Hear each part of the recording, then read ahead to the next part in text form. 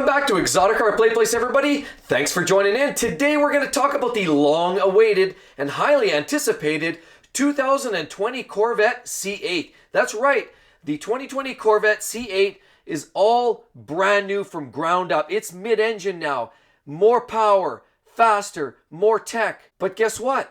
Maybe there's a reason you should not buy this car, and I'm going to explain it to you now. So a lot of you guys have heard the highly anticipated 2020 Corvette C8 is a masterpiece. It's been in the works for a long time, and there's a lot of players, there's a lot of buyers that have held off buying a Corvette for the simple fact that they've anticipated, hey, if only it's a mid-engine, I would buy the Corvette in a heartbeat. So a lot of people have been thinking for a long time that there is a mid-engine Corvette coming, and the thought was, you know what, I'm going to hold off on buying a Corvette for now until the mid-engine car comes out. So the real question is this the car, in fact, to now sell your Lamborghini, your McLaren, your Porsche, and buy a brand new C8 Corvette, which has a mid-engine setup?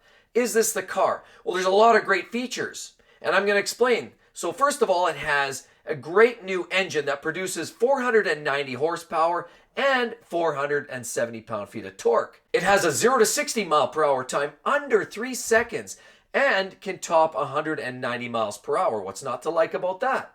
It also has a starting price of about $59,995 US, which makes it an extreme bargain in the supercar realm. As well, now because it's mid-engine, it has a lighter, shorter, lower front end, which helps handling. It's more agile, it's more stable. As well, it also gives you a better perspective. Looking out the front window, it gives you a better view of the road. This new C8 is also estimated to be about 10% stiffer than the outgoing C7, which makes that an improved car for the track as well.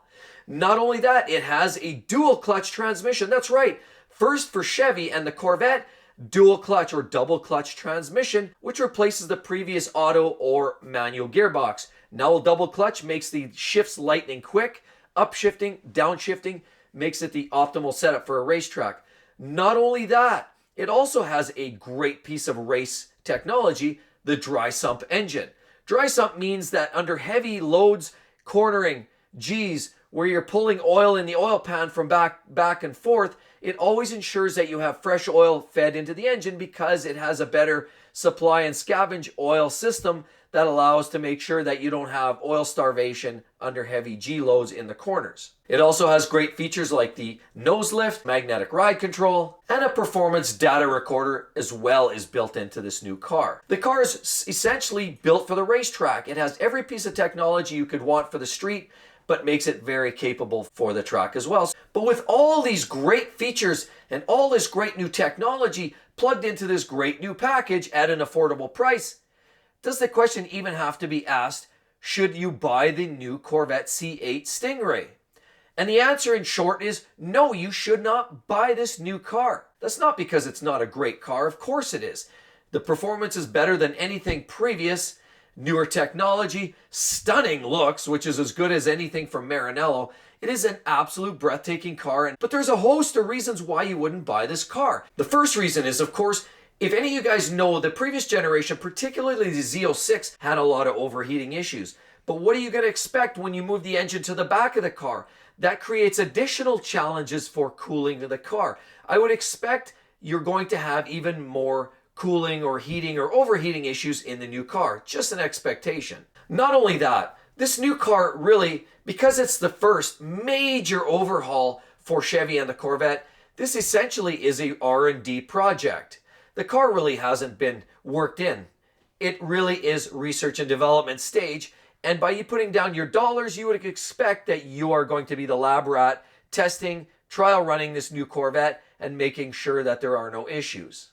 Another reason why you wouldn't buy this car is it's been a flaky release. Let's face it, any new car, wouldn't you want to have a closer look at it in the showroom, maybe at a car show, before you even put your money down? Well, guess what? You can't. Chevrolet has dropped occasional little press releases here and there, but essentially it has been largely unavailable for viewing. And as such, it's really a crapshoot whether you're getting the car that you're expecting to get or not. Another reason why you wouldn't buy this car is, sure, it starts at an amazingly low $59,995, which is exceptional value. However, if you start looking at the price lists and you go online and you do the car configurator on the Chevrolet website, you'll find that it doesn't take long to start cranking up the options list to a point where the car becomes extremely expensive as a base car. You start adding carbon fiber, larger wheels, special seats, and interior packaging. You do all these little add-ons and you'll find it quickly really cranks up the price, which is kind of deceiving because $59,000 is no longer $59,000 when you start checking the boxes for the parts that you want to see on this car. Another reason not to buy this car is now some dealers, because of all the hype and the rigmarole that's going on around the press and the internet, there's a lot of price gouging. What you're having now are a lot of dealers out there that are taking the base MSRP and they're even admitting to it. So they're saying up front that it's your choice, but they're adding a 10, 20, 30% premium on top of the base MSRP, which essentially is price gouging. They're doing it because they know there's a lot of hustle and bustle and a lot of people are trying to get their car. However, they're taking advantage of the situation. And in my mind, that's just not right. Seems a little shady, don't you think? And so yet another reason why you wouldn't buy this car is because it is a brand new car. And not only are you a research and development monkey, you're actually going to be possibly putting up with a lot of faults, bugs, issues. I'm not saying there will be any of those issues. I'm just saying when you have a new model of anything, major redesign, there's always bugs that will have to be worked out, and you'll have to tolerate numerous visits to the dealer. That would be my expectation. That would be my assumption, and that's just my idea. Not saying that that's the case, but history would state that that is typical. But most importantly, what I would say as a true car enthusiast, and everything that would show the history of Chevy and the Corvettes, is the Stingray, which is a great car, don't get me wrong. But really, guys, what came after the Stingray? A year later, they pumped out the Z06 in the C7, the Z06.